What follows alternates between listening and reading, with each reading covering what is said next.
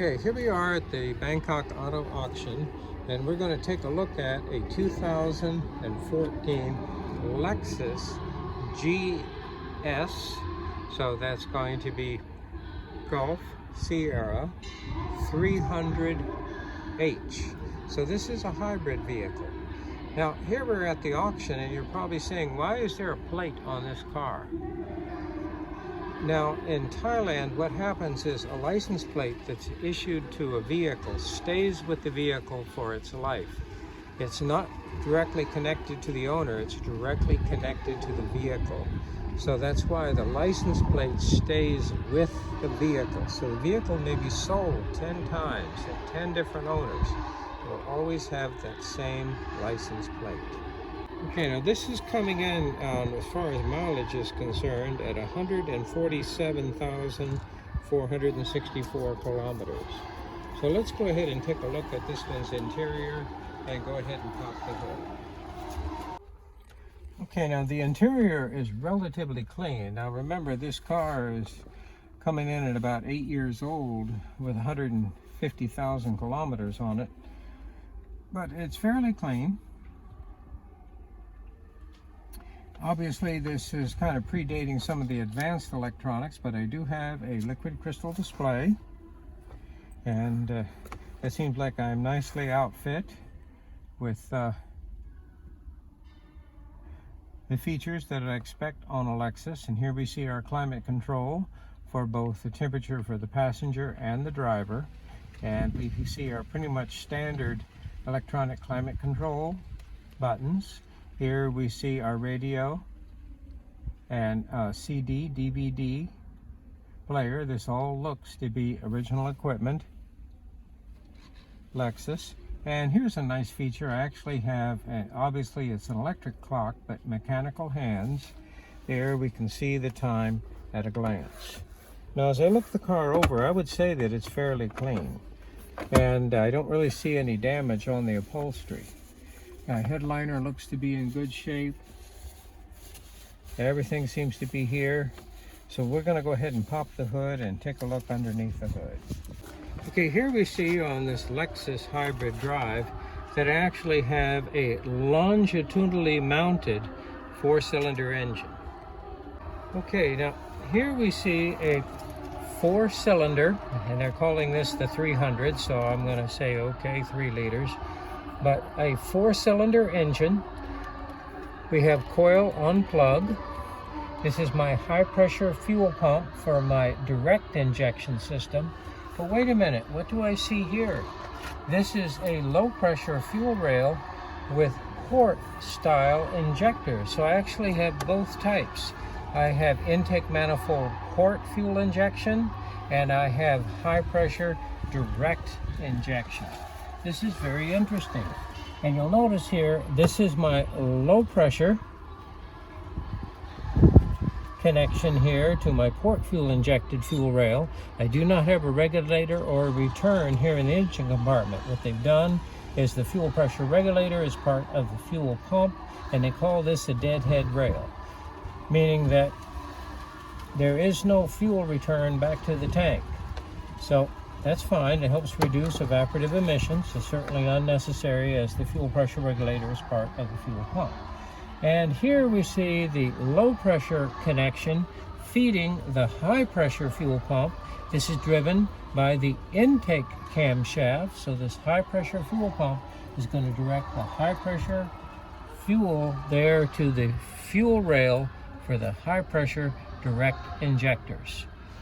Now, here we have our solenoid right here that allows me to regulate the high pressure fuel there for the direct injection system there in response to a command from our electronic control unit.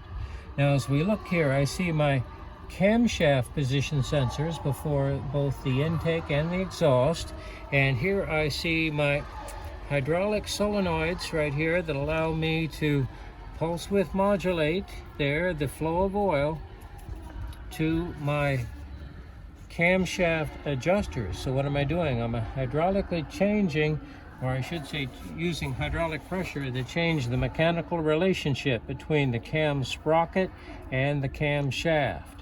So I'm doing that for both intake and exhaust, so I have my variable valve timing, both my port and my direct injection, and my coil on flood.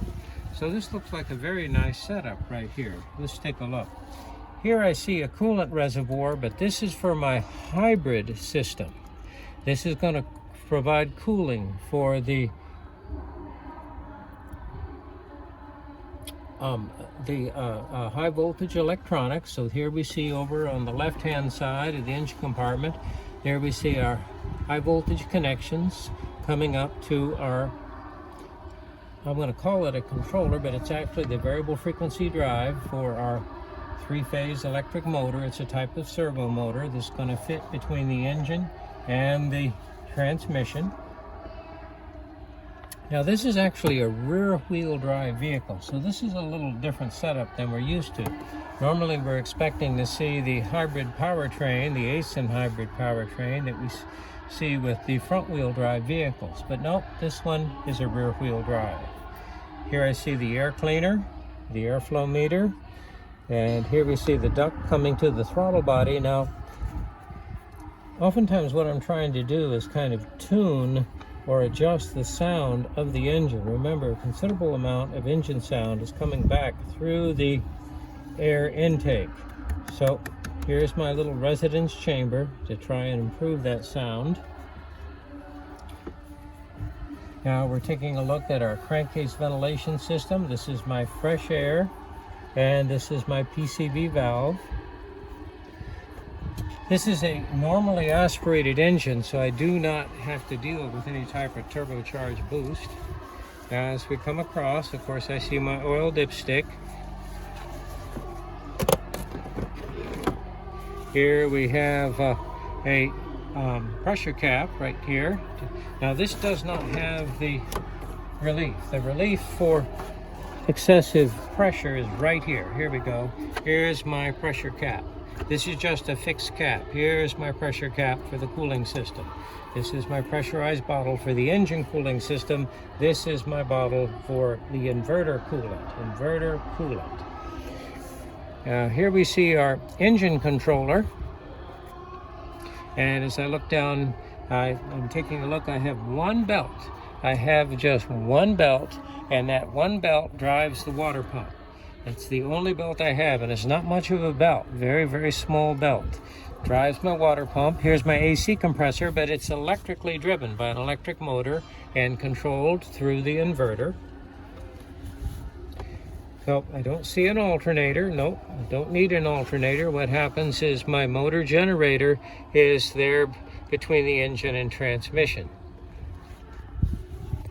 Now, as I move around here in the engine compartment, I see my fuse relay center.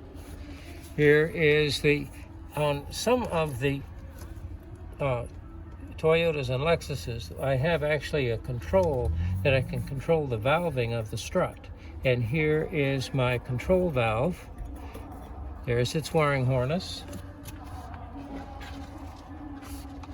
Here we come over to this side, and here I'm seeing my ABS and traction and vehicle stability control. Here's my brake master cylinder reservoir, and on this particular model right here, I'm going to have a hydraulic assist, so I do not have a conventional vacuum brake booster. Of course, here I see my servo motor for the throttle blade there at my throttle body. Now the engine compartment's fairly clean and looks like it's fairly well laid out. This is a high mileage car, but it looks like it's ready to go quite a few more miles.